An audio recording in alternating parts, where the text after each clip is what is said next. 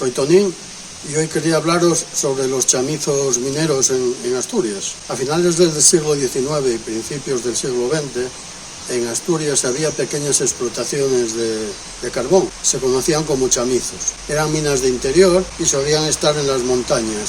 Solían trabajar unos 15 mineros, de aquel ya muchos no se aseguraban, estaban sin asegurar, y entre esos mineros pues había también niños.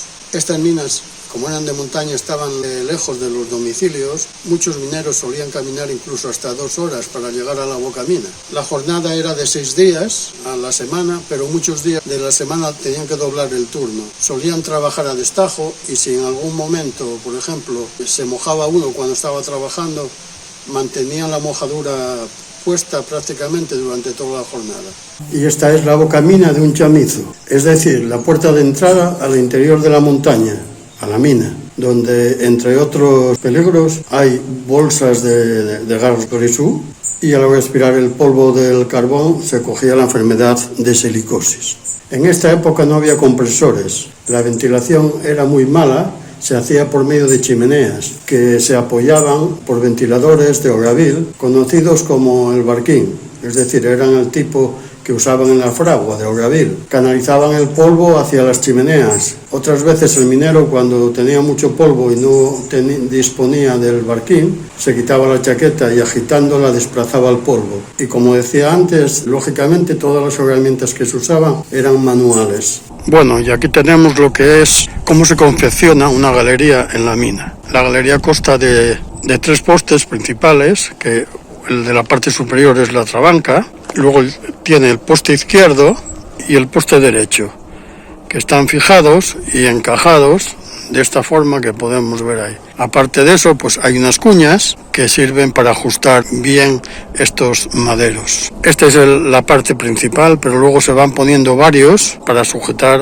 la parte de arriba. Y luego ahí al fondo podemos ver también cómo se postea una regadura. La regadura es la zona blanda del carbón que se va sacando, y para asegurar, para poder sacar el carbón y que no haya problemas, pues se postea de la siguiente forma. La parte superior es el freno, en horizontal, la espalda y el pie. Y luego está el poste izquierdo y el poste derecho. Y esta es la forma básica para postear lo que es la galería y la regadura. Bueno, y estos mineros, como prendas de trabajo, pues usaban lo que era de Europa los bombachos. Para la cabeza una boina como esta. Solían calzar madreñes. Como detector de gas, pues era un pájaro, un canario, que se metía en una jaula y cuando era muy sensible, o es muy sensible al gas grisú, y cuando lo detectaba, pues la gente lo que hacía era abandonar la mina. Como mascarilla, pues usaban una esponja, pues como esta, más o menos. Para alumbrarse usaban la lámpara, la candilesia, que es esta que tenemos aquí. Para comer un bocadillo y una gota de vino, es lo que solían llevar. Luego cuando estaban en el Tajo, o antes, para colgar la ropa, pues usaban una percha como esta. Aquí colgaban la ropa que llevaban, o luego a retirar los bombachos, etc. Y en la parte esta superior, aquí es donde se ponía el jabón para lavarse. Y ahora voy a enseñaros las herramientas que se usaban en el interior de la mina. Estas herramientas son todas hechas fabricadas en una fragua. La fragua, la materia prima que consumía era el carbón de estos chamizos. Esta es la pica del picador. Esta pica, bueno, es muy ligera. El picador no picaba de frente en la capa del carbón, sino que buscaba una zona del carbón que fuera más tierna, más blanda. A esa zona se le llama la regadura. Lo que hacía, no picaba frontalmente, sino lo que hacía, iba a la regadura y hacía un corte, hacía una canaleta, y luego picaba a favor de la canaleta para que se fuera desprendiendo, se fuera arrancando el carbón. Esta pica también se le llama la regadera, pero no solamente el minero lo que hacía era picar el carbón, sino que también tenía que postear lo que había picado para asegurarlo. Se posteaba con madera. Para ello se usaba esta herramienta, que es el hacho, conocido como el hacho de mina. Después, el minero, picador, lo que tenía era un ayudante minero. La misión del ayudante minero era arramplar, es decir, echar el carbón hacia abajo de la rampla. Pero había algunas veces, bueno, lo hacía con esta pala y manualmente.